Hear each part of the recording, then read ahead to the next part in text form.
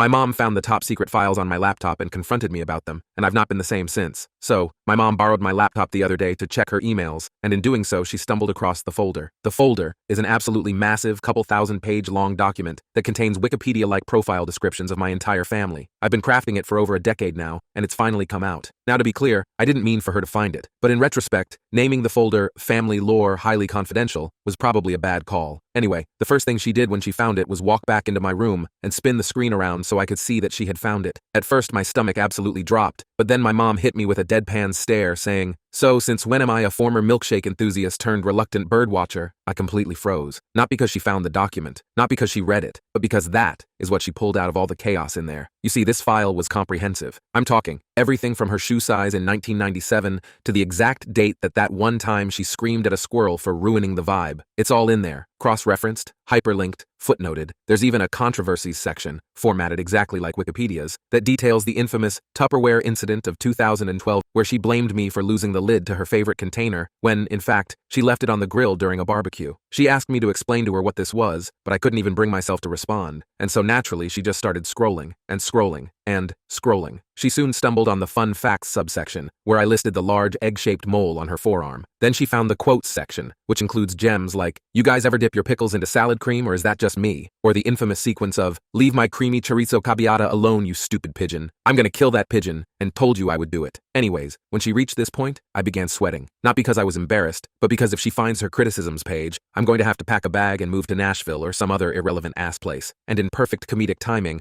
right as I was thinking that, criticisms page, she said, "What's this?" she continued. "Has a tendency to let out rippers of farts, especially when she's had Chinese food. Once sneezed on my jacket and tried to convince me it wasn't her. Has an unjustified lifelong vendetta against pigeons." I could tell she was mentally drafting my obituary, all while I just sat there mortified. But the real kicker? She didn't even stop there. She found the family rankings chart I made back in 2020 as a joke. She was in third place, right below the cat, but above my brother, who, to be fair, did break her Dyson vacuum once. After reading out the family rankings, she kept scrolling and just put her head in her hand and muttered, "Why do I have a bibliography?" And that's when it hit me. Everyone keeps tabs. Don't even pretend you're not mentally cataloging the exact moment your best friend tripped on a curb in 6 years ago, or the time your boss called someone chief, unironically. I'm just the only one insane enough to document it with references and citations. And before you ask, yes, my file exists too. And yes, it's huge. It's bigger than hers, and bigger than anyone's. I've even got a notable feats section, which includes drank a 2-liter of Mountain Dew in one sitting, and accidentally invented a new sandwich in 2021. It's over 615 pages long and growing.